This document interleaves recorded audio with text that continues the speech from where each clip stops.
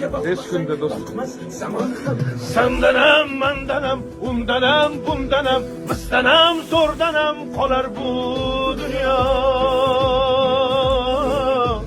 Kemdenem, kupdenem, kengdenem, tardenem, yokdenem, gordenem, kıdırma, hata. Gündenem, tundenem, toydenem, şandenem, aydenem, yıldenem, nalime, asla. Beladan, kazadan, derdi bir devadan, huzursuz hatadan.